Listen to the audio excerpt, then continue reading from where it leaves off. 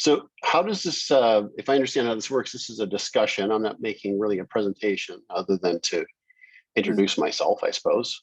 Yes. We're very happy that Dave agreed to take time to have a big WordPress open source conversation. Maybe we can talk about, we have a lot of WordPress sites on campus, but historically there were usually more sessions on Drupal than on WordPress. I'm not sure why. I think that this is a more or less higher education. There are a lot of people who are not in higher ed, but there's lots of people in higher ed, and we use the right tool for the job. And it's not about technology, it's about delivering websites, delivering tools for academia and for research. And the biggest goal for me when I'm doing my job is to find the right tool that will address the needs for a particular group. And I'm very happy that today we can talk about lots of great things that WordPress brings to the table. So with this, I think we might want to have introductions, and then it's an open discussion. There is no specific topic. I have particular interests in modules that allow people to do more integration with big services at Stanford, like SUNET authentication plugin available to WordPress community. I have seen lots of people in different schools building their own solutions for authentication, which seems inconsistent, especially when the solutions are very expensive. And I think one of the reasons why people keep doing it, because they're simply not aware of things that are available. And I hope that, I think UIT has like the leading role in, WordPress, and the theme is awesome. The new Decanter theme, great. And I hope that we can get more open source spirit on campus in the WordPress area. Kind of my hope for this meeting. All right, you've really saddled us with a lot of stuff to do in 45 minutes, but we'll do as best we can. I will start by introducing myself. I'm Dave Kuhar. I am Director of Web Technologies at University Communications, joined by my colleagues, JB Christie and Justin Rent, who are here in the room. And we run the pretty high profile sites for the university, institutional messaging, Stanford News, Stanford Today, The Dish, President Provost, and the home site. So we've been, I think, been into WordPress for what, JB, 6 years or so, 2015, 2016. For myself, I've only been here since November. Before that, I spent about 21 years as a 1 or 2 person agency. I've built hundreds of WordPress sites. I ran the San Jose WordPress meetup when I lived out in the Bay. Been to a couple of WordCamps, and for a brief period I worked at WordPress VIP. So I have some bona fides. I certainly don't know the most of anybody, and I'm not going to tell anybody that I'm an absolute expert. And if I'm wrong, you ever hear me say something wrong, correct me, because I don't like to be wrong. I like to do things right. So that is my introduction. We can go around the room real quick, and I'm going to throw it over to JP because she's the veteran here with WordPress at UCOM. Well, at Stanford, at least, I don't have quite as much experience as you do with WordPress in general. But hi, I'm JB Christie, Senior Web Architect in University Communications. I wrote the Cardinal and Lagunita WordPress theme several years ago. We have a newer Redwood theme that is based on Decanter that we are working on making ready to roll out wider. We run it on our own UCOM sites, but there is some conversion effort in upgrading to Redwood. So that's why we haven't just publicly announced it. But if you're interested in it, we can talk and work it out. So I'll pass it off to Justin, our new colleague in UCOM. Hi, good afternoon. Well, it's afternoon. I actually live in New Hampshire, so kind of far away from Stanford there, where all of you, I assume, are located. But yes, my name is Justin Rent. I'm working remotely for Stanford UConn. I don't have the creds that neither Dave or JB have in the WordPress world. My background, most immediate background was working for a Drupal agency, actually. So I've been doing a lot of, I have a background as a designer, undergraduate degree in design. So a lot of my professional experiences in the design side of things, but have a number of years experience as a front-end developer. And as I said, my most previous job before joining the Stanford team here is with a Drupal development agency. So I'm getting used to WordPress. As I think it's Irina, is it Irina mentioned earlier? You know, I'm much more familiar with the Drupal community, but I do believe in open source and the, you know, contribution aspects of it. So part of what I'm doing obviously is helping our team manage the sites we're managing from a front end perspective. So part of that is sort of fine tuning Decanter so that we can get, or not Decanter, but Redwood, so that we can get that out to everyone who wants and needs it. And then also working with the web services team and the Decanter design system pattern library, whatever you want to call it, to help inform that path forward and to, you know, keep it useful for both, for any platform, Drupal, WordPress, headless, whatever you may need it for. So happy to meet you all and here to listen today maybe and contribute as much as I can.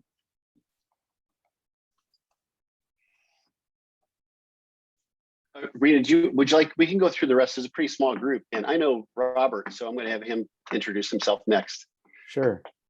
Hey everyone, I'm Robert Diarmand. I work for Stanford Arts, which manages the museum websites, Stanford Live, and the performing the concert hall and the amphitheater, and a couple of other websites. And I'm kind of platform agnostic. I work in both Drupal 7, Drupal 8, and WordPress. So I've been here for 8 years and just kind of rolling along, trying to spin the plates. Let's kick it over to Benardo. Hey, I work for the University of Tennessee, Chattanooga, and we recently started migrating into Drupal, so we are getting back into the community and into the ecosystem. We had WordPress for a while, so I was interested in joining this talk just to see some of the perhaps challenges or gotchas that you guys have seen with keeping the brand consistent between two different environments, and especially with Decanter, which brings something else that we're trying to introduce, which is the atomic design and having a pattern lab library. And yeah. You pick the next person. It's easier like that. Oh, sure. Let me pick Eric. Oh God, I just came in here. I missed half the question. So you picked the right person. It's just intros right now. Oh, awesome. Oh, that's easy then. I can do that. Hi, my name is Dr. Eric Simbrat. I'm Director of Communications for the College of Engineering at Georgia Tech. Oh, cool. Welcome. You know, I'll pick Billy Lawrence.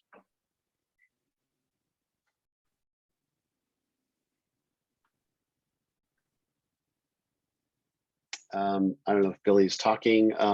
So let's go with Paul Williams.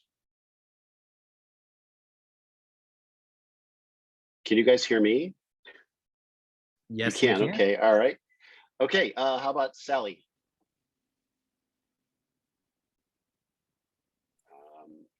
There we are. There you Hi. go. Hi there. Sorry, I joined later. Are you doing introductions?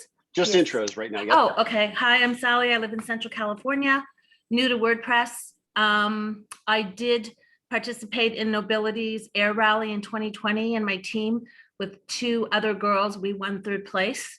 So very excited. I'm building an accessible website. So now I'm learning all about WordPress. So that's why I'm here to pick up tips and tricks. Cool. You want to, you know, I'll go ahead and just choose. How about Ralph Collar? Yep. Hi, I'm Ralph from Nuremberg, Germany. I'm into content strategy. A few years ago, I used WordPress for a while, but then stopped from various reasons. And now I'm moved over to Drupal, but I'm still have a peek at the WordPress state of the art and what a good occasion to join that buff. Okay, cool. Helena? Or Helena? No? How about Liesel? Hello, everyone. I am just interested in learning more about WordPress and accessibility. I'm working with Stanford in creating our site about accessibility, and I wanted to learn more about WordPress since I'm using it for other projects. So I'm really excited to hear about accessibility and how to do that. Cool. You know what? Well, this is really pretty much unstructured conversation. I wanted to bring this up now before I forget it. Most of you who are at Stanford are aware of communities of practice. There is a WordPress community of practice that's kind of lain fallow for a while, and it's been suggested that UCOM resurrect it. But it's a bit of work to keep one of those communities open and going and having interest. And I don't want to dedicate any of my time or my staff's time to building a community. But maybe just kind of an indication, how many of you who are in Stanford and going to get access to that channel in Slack would be interested in that happening?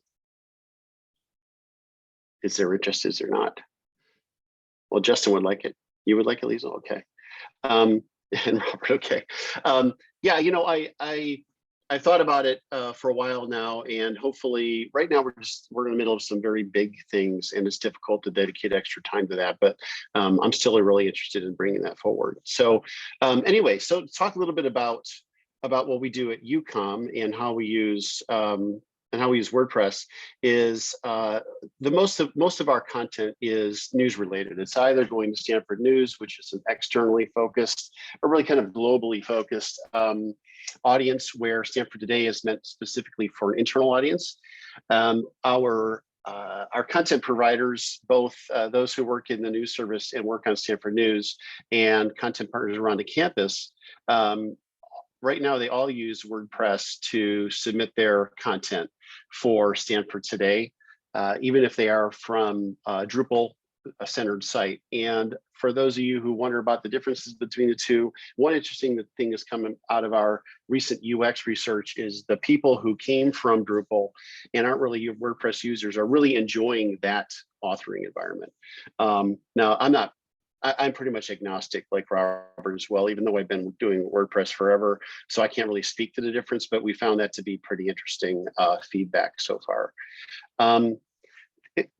Why don't we just open up to anything people want to ask about WordPress or how we use it, or maybe if you're looking for information, we can point you in the right direction. How do you guys make the assessment to know whether a site is WordPress or Drupal or something else? Especially knowing that you guys have a variety of different environments that you could potentially point that department or that people to. Well, you know, it's up to the site owner to decide which CMS they're going to use. Internally in UIT, there's a group called Stanford Web Services. They're very much a Drupal shop.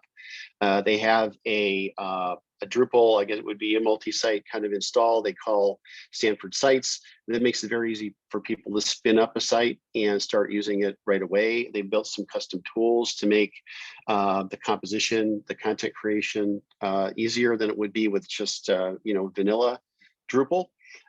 So a lot of people go that way. I think WordPress, this is a complete guess. I think WordPress comes along when you have people who are familiar with that platform and they need to spin up a site and they know what it is, and then they know they'll be comfortable in that environment.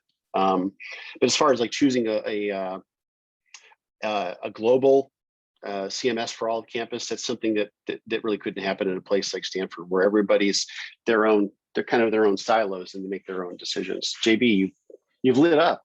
I did. Yes. Yeah, I unmuted. I will say UCOM migrated our sites from a custom bespoke CMS to WordPress. We started with the news site, which went live in 2016, and then with Stanford's home site in 2017. And a big factor in our decision there was the authoring experience. So the news team, we had a number of content editors who were very, had varying degrees of comfort with technology at the time. So some of our, content,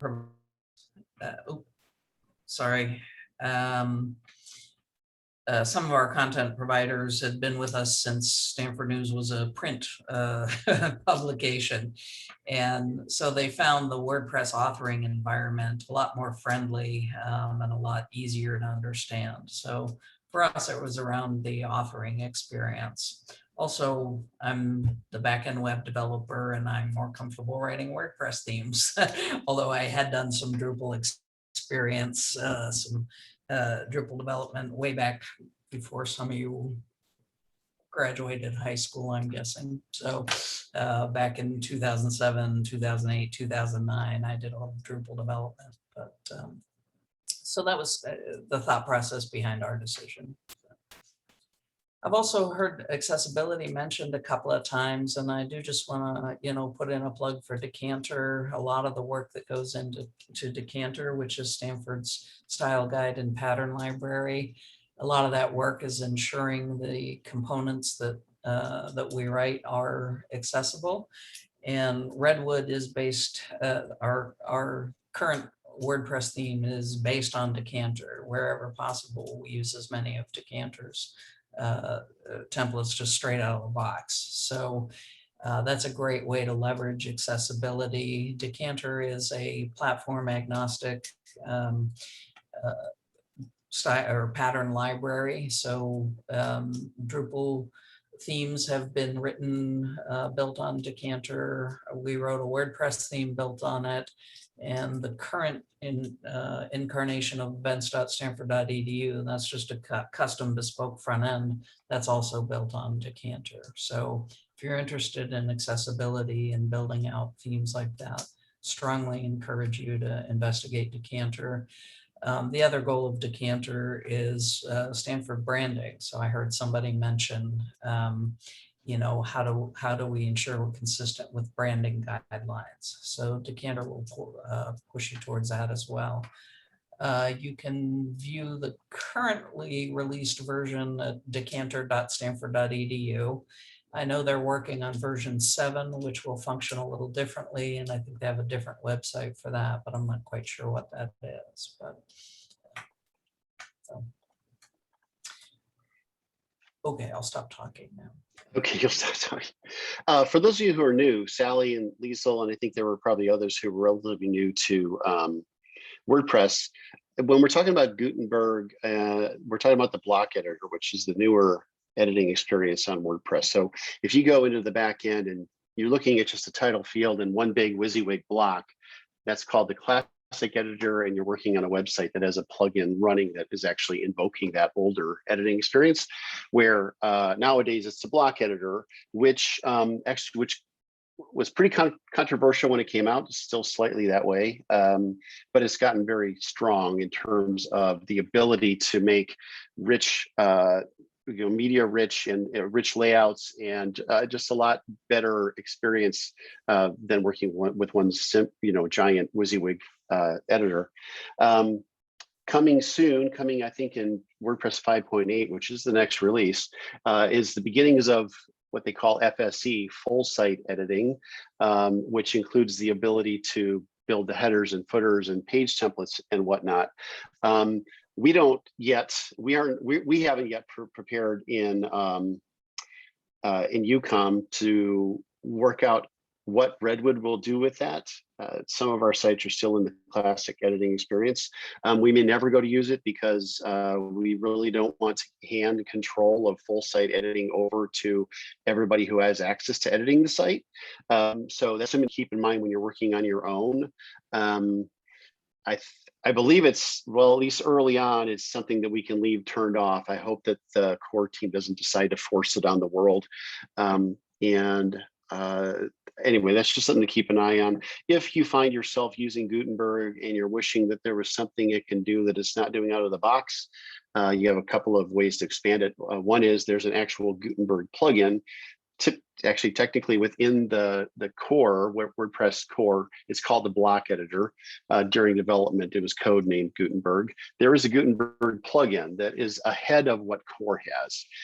So you might find extensions to the standard block editor that make things a little richer. And there's also a ton of other block libraries available in the plugin repo. And now they're starting to do things like being able to make collections of blocks and pre-saved collections of blocks that you can replicate over and over again. Say you have a call to action and you put it in 10 places on your site. You could build it once, put it in those 10 places. And if the link changes, you change it once and it cascades everywhere else. So you don't have to change it 10 times. So it's getting closer to page builders like Beaver Builder and Elementor and the like.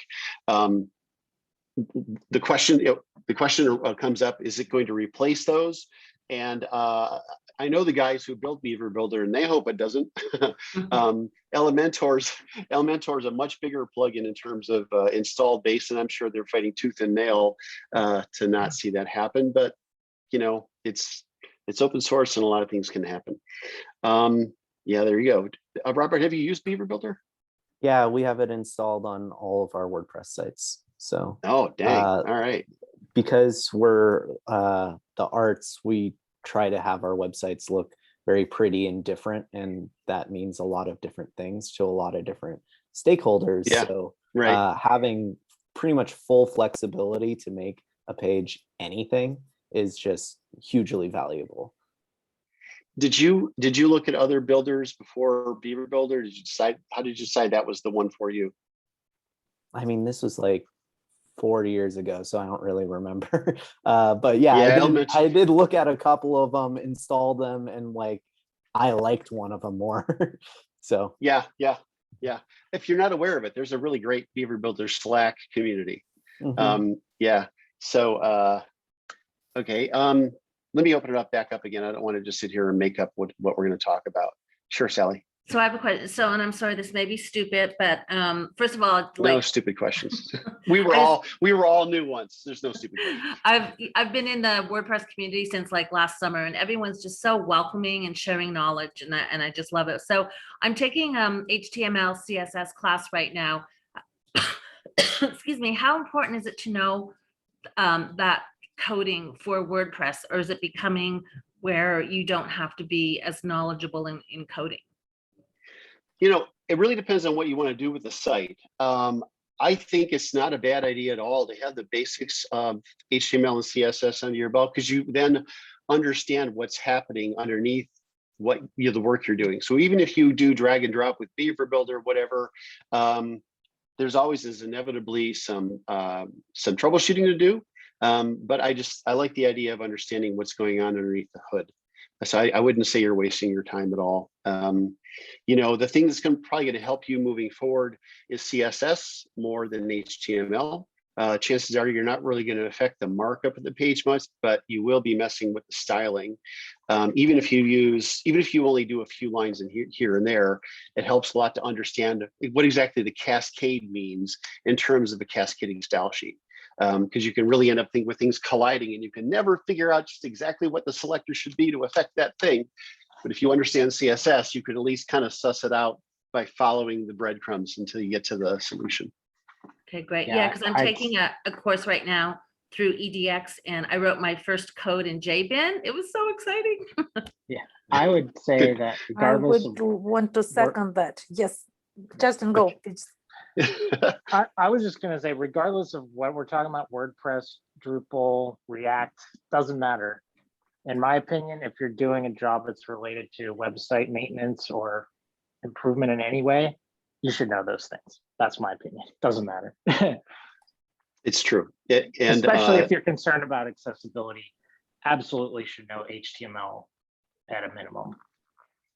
Yeah, Sally, you said you recently joined the WordPress community. In what capacity? Are you just, are you a content provider? Are you planning on developing themes or plugins? What?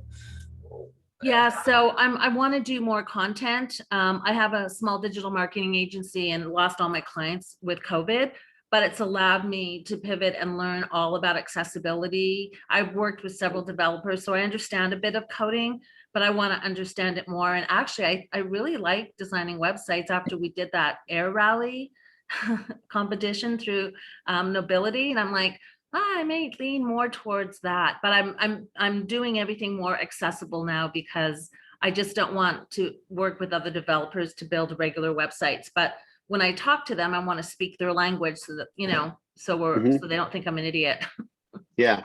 Yeah. You know, if you like designing, the tools like that we mentioned before, Beaver Builder and Elementor, I don't think I would point you in any other direction. Both of those have free versions you can play around with, and they're really great for really like rapidly building prototypes and being able to make changes on the fly, and obviously deploying websites. There's some very impressive, very, very complex sites that I've seen built in Beaver Builder. Just blew me away. And they sometimes get a bad rap for performance hits, but a lot of that can be mitigated by not going to a $7 a month host at Bluehost or whatever, by paying for a little bit better hosting. Because generally those hosts will have better caching and that kind of thing that will deal with some of the overhead of running those page builders. Right, because I'm building a site now. I never needed one before because I was really busy, but my coach like only works on Generator. Is it Generate? Is it Generate? I think, is that one of the themes for WordPress? GeneratePress? GeneratePress.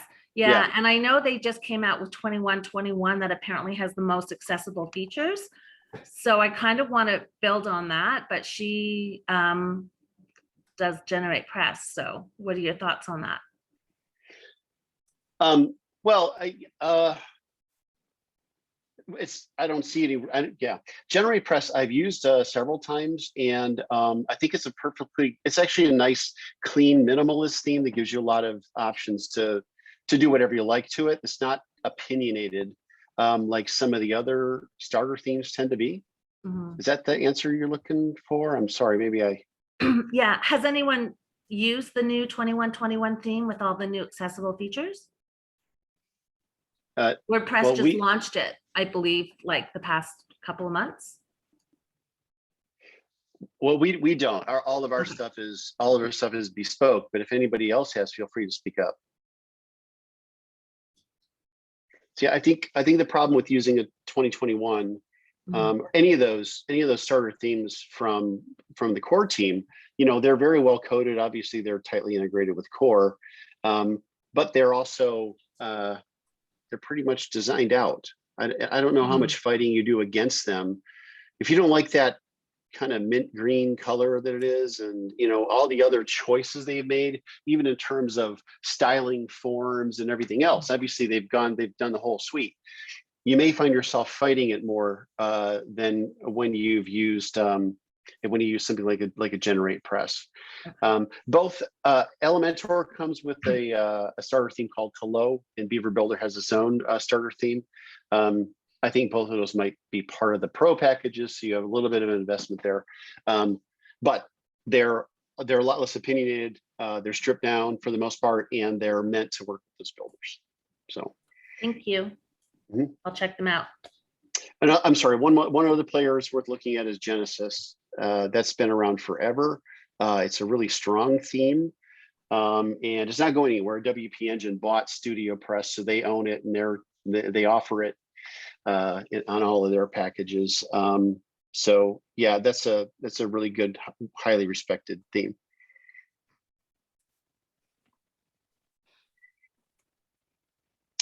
Liesl, you have questions, I could tell. That's what you have to leave your camera on. I could see you. The others, you know, they're hiding. And go ahead. Yeah, I mean, I don't know what I don't know. So my current role right now, I work with all of the community colleges. So all 116 community colleges, and I work in the faculty professional development in terms of supporting accessibility. So it's important, right? But Yeah. I've never really gone into the accessibility of websites, which is its own beast. So it's really exciting to have found this little community here to start learning. And I have questions just like Sally, like where do I begin? Do I have to know HTML, CSS? And it is really important. It is important, I'm finding. So it's just really trying to figure out what are the best practices. But it's really nice that we're sharing some of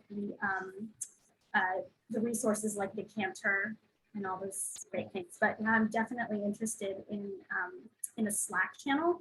I'm in the Stanford University Slack channel, so I'd be interested to join.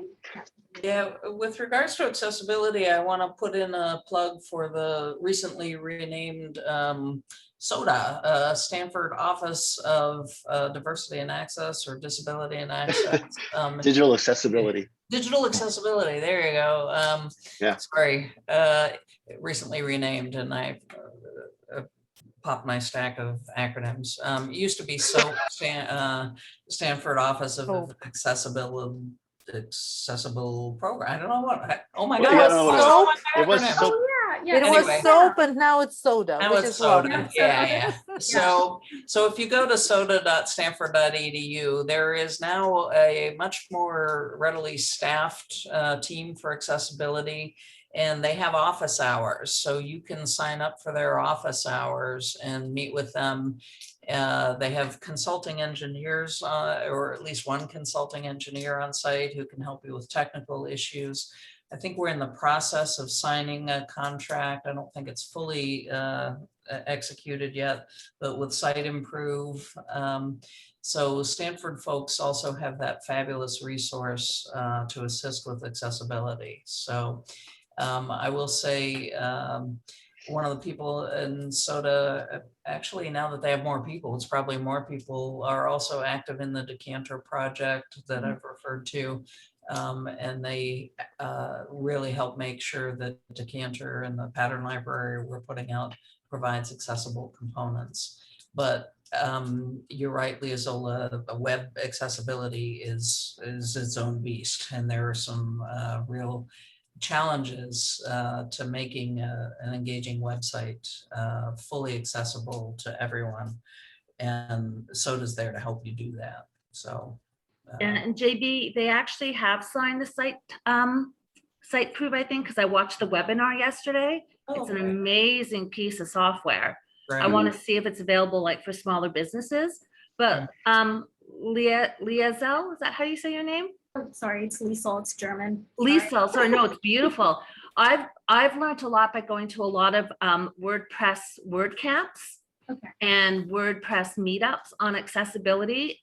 And just I'm helping organize the Santa Clarita WordCamp coming up in July, and we're gonna have a full track on accessibility with speakers and all that. So if anyone's interested, we'll be opening up soon to speakers, organizers, and volunteers.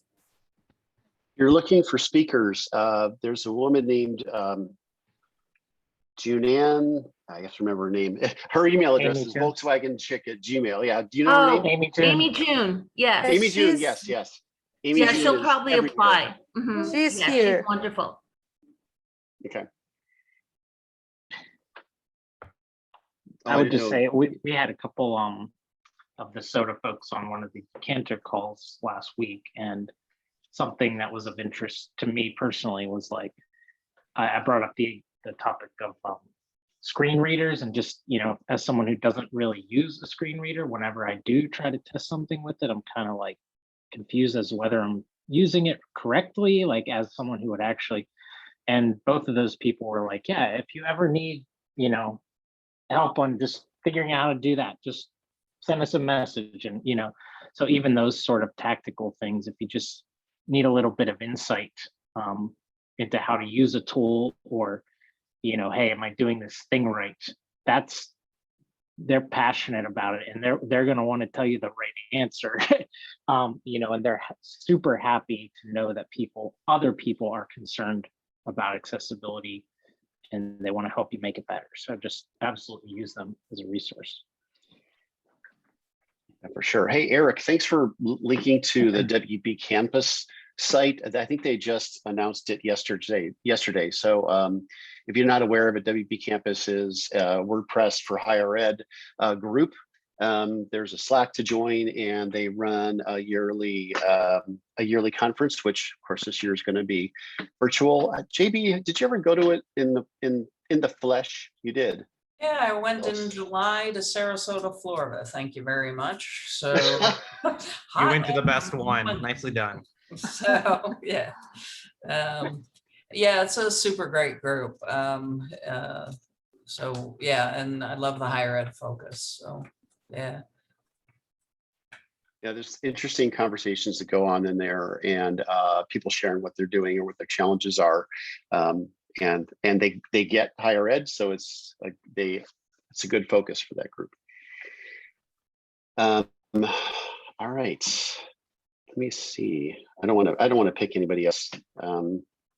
Is there anybody else with a topic they would like to discuss? So one topic I'd like to bring up is developing community on campus, because this is like, my big pet peeve. I think that's what helps us in our daily work as well.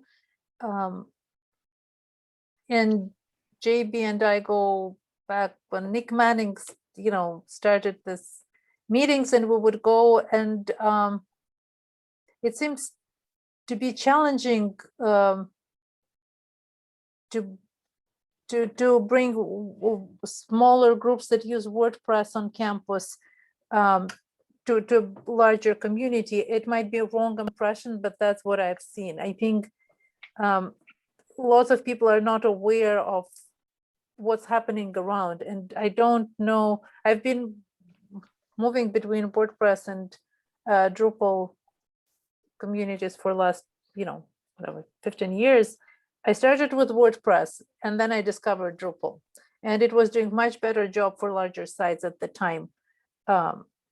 Recently, I did a custom site where I could pull like all the plugins that would create for me custom, custom content type, custom media, custom layout, like works like this. So these two big systems tend to, I think eventually it will be a Drupal press or something like this. I don't know. But community operate in a very different way. And in Drupal, you can have, there's no like 100, 10, 20, 40, $50 plugins. If there is a module or there is no module, right? In WordPress, there's lots of premiums, like models where you can get a model, and then if you need more, you can extend it. So I don't know how this community, how to bring most benefit to at least like campus community, where people would know more about what's happening in other departments and can both contribute and use things. Like different schools, I don't know, GSB is using lots of WordPress. Law school is using WordPress. Lots of people are using WordPress on campus, but I have not seen them talking in the way kind of Drupal community talks to each other. There's less knowledge propagating. Yeah, as Dave mentioned, and Irina, you participated in the WordPress community practice back when it was running. Jen Stroth and I tried to keep it running, but I'm very skilled at writing code and much less skilled at community building. So it kind of went fallow. But one thing we could certainly benefit from, and we tried to set up at that time, was just what plugins are we running and who's paid for site licenses. So Irina, you mentioned at the beginning, people are building their own authentication, and that's alarming to me, because there's Google Apps login, plugin that we use on all our sites that is relatively inexpensive. Irina, Scotty got some way along towards creating an SSO plugin. The last I heard from him, it still wasn't working on multi-site, so we weren't able to use it. But right, yeah, that kind of collaboration, and communication amongst us would be great. I just know that I'm not the right person to make that happen. That is not my wheelhouse, but I would love to participate in that. So, if there's somebody who's good at taking the lead and encouraging community, Irina, I think you're actually pretty good at that. Thank So, you, appreciate it. I'd be happy to carry this around. And now, like Dave mentioned that he joined university somewhat recently, comparing to people who've been sitting there for a decade. Maybe it would be great if we can do, there is a web leaders gathering.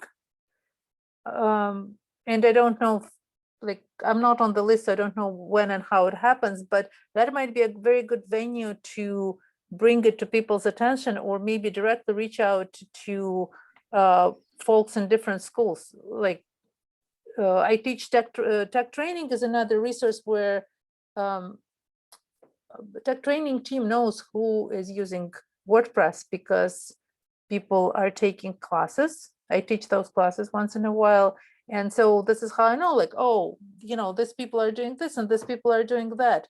And my goal is to deliver this knowledge and redistribute it on campus so people can use the best tools and have best practices rather than reinventing the wheel and trying to figure out something that already has been done.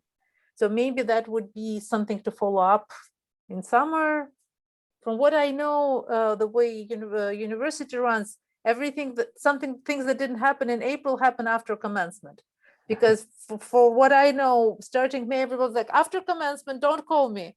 But maybe that could be, the web community big step to, do something along the lines of developing WordPress interaction and community.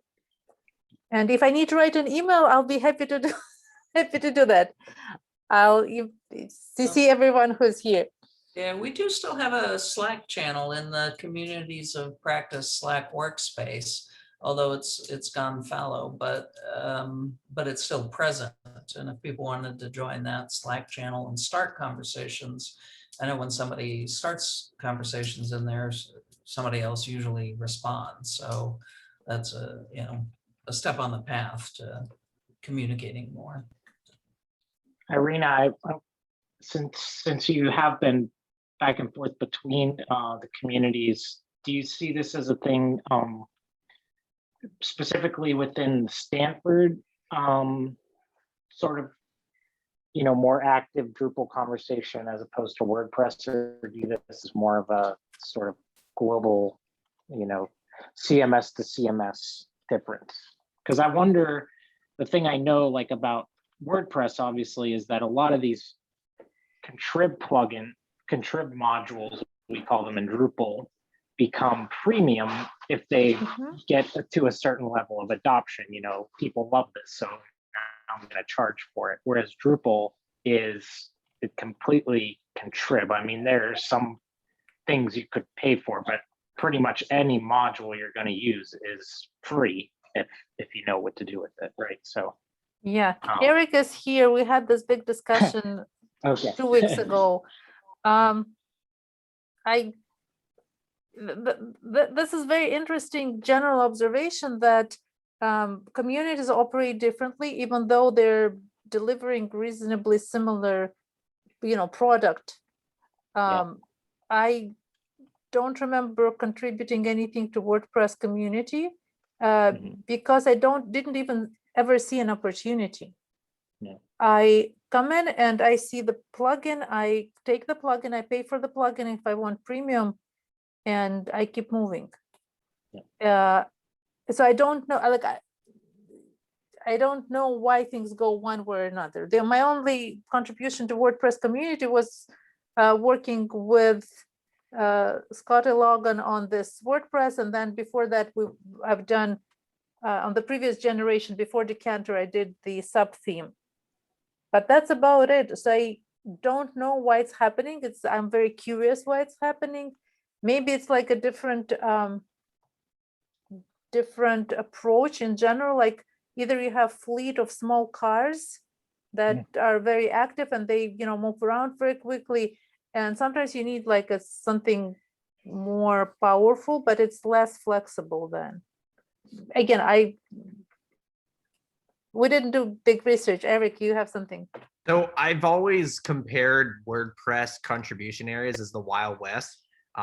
It's spread out across Git repositories across all major there are certain projects that are owned by companies like Modern Tribe. There are projects that are owned by individuals.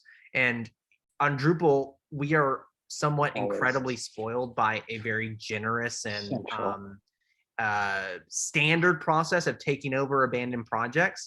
And WordPress doesn't really have that. And I think to sort of add on to that point, the problem that we've had at Georgia Tech is that WordPress is the Wild West for plugins and contrib. So like y'all were mentioning, there's page builders out the yin yang, and each of them do different things and are structured different ways. But if you need to migrate between Elementor and block editor, there's really no underlying similarities where, like, in Drupal, if you have paragraphs or layout builder, they're both using the field API. So there's some secret sauce somewhere in coder land for it. In WordPress, you kind of get, it almost feels like vendor lock-in based on whatever plugins you use. And that's both a benefit and a drawback. WordPress is super easy to use, and that's why we love giving it to folks to use at Georgia Tech for simple websites. But if someone wants to build a very data heavy bunch of different post types and stuff like that, is it the best one? I don't know. I find it very hard to justify that because of how many hoops they have to jump through. Mm-hmm. So let me ask you on the plugins. I have a friend who has a website. They put in a WordPress accessibility plugin. So she thinks she's 100% compliant, but I ran a test on Axe or Wave, I can't remember. And like, there's like 72 errors. So when you add in a WordPress accessibility plugin, there's still a lot more work that needs to be done, right? I don't think you can ever expect a plugin to get you to 100%. Right. I feel like most of the accessibility issues are honestly content related, and that tends to be where most of it falls by the wayside. Okay. And let's not even talk about overblaws at all. Let's not even go there. I think the general rule of thumb is like an automated tool can only get you like 60% of the way there, whereas the rest of it has to be some sort of manual testing and intervention, understanding of markup, HTML, and all of those things. Ralph, you wanted to say something. You raised the hand. Yep. One addition to the matter in regards of those automated tests, as Justin already said, it's roughly about 40 to 60%, which an automated test is able to accomplish. But there's, for example, accessibility insights by Microsoft as an Chrome plugin, for example, as well. The DQ one, which is residing in the developer tools, also as a Chrome plugin, they provide some sort of protocols you're able to walk through for manual testing, so that you have a list of certain things you can check. For example, tab, or is, for example, a mouse trap, a cursor trap, and so forth. And that is a good addition to get a bit further in regards of compliance and figuring out if there are any issues an automatic test is unable to spot. Right. Yeah, and that's just plugins to test accessibility, not plugins to try to make you accessible. I can't imagine how a plugin would, make a website accessible without a deep understanding of, the content. So, one of the issues with accessibility is properly nesting your heading levels. What's a plugin going to do to help you do that? So no, your friend should not be relying on a plugin to make 100% accessible content. So let me ask you, since there's so many wonderful people from Stanford here, do you guys offer accessibility certificates or programs? I haven't looked at your site. I've been looking at EDX and Nobility. Are you talking like as a, for undergraduate students? Yes. Or okay. I honestly don't know. I'm on staff and have a little contact with students. It sticks in my mind that recently was added to the course catalog, but I can't tell you for sure. Okay, I'll check it out. I'd much rather have a certificate from Stanford. Yeah.